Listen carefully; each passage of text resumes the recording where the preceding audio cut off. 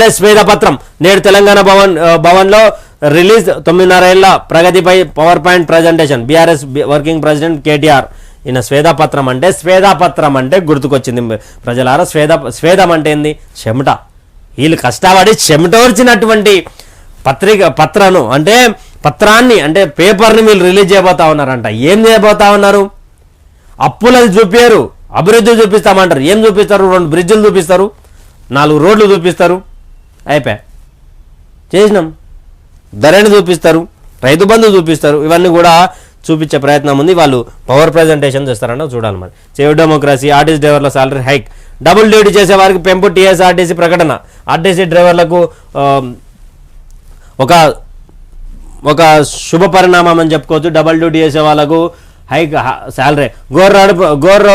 గోర రోడ్ ప్రమాదం, కారును ఢీకొన్న లారీ. ఆల్రెడీ దీని గురించి మనం కుటుంబం వెలివేత.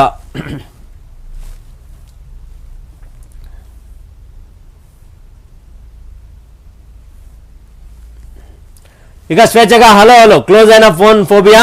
నార్మల్ కాల్స్లోకి పొలిటీషియన్లు, అధికారులు. వాట్సాప్, ఫేస్ టైమ్, సిగ్నల్ యాప్లు బంద్. ఫోన్ ట్యాపింగ్ ఫియర్తో మొన్నటి వరకు భయపడ్డ రాజకీయ నేతలు, అధికారులు ఇప్పుడు స్వేచ్ఛగా నార్మల్ కాల్ మాట్లాడుకుంటున్నారు. రాజకీయ అధికారిక అంశాలని భయం లేకుండా షేర్ చేసుకుంటున్నారు. గత ప్రభుత్వ హయాంలో తమ కాల్స్ ట్యాపింగ్ అవుతున్నాయనే భయంతో అందరిలోనూ. అంటే నిజానికి కూడా గవర్నమెంట్ గత ప్రభుత్వం చేసినటువంటి అరాచకంలో ఇది ఒక అరాచకం. ఎవరైనా స్వేచ్ఛగా ఫోన్ మాట్లాడుకోవాలంటే ఒకటిగా ఫోన్ ట్యాప్ అవుతుందన్న భయంతో వాట్సాప్లు, మన ఫేస్ టైమ్లు అన్నీ ఈ మాజీ ఐటీ మంత్రి ఆయన ఐటీని డెవలప్ చేసిండు.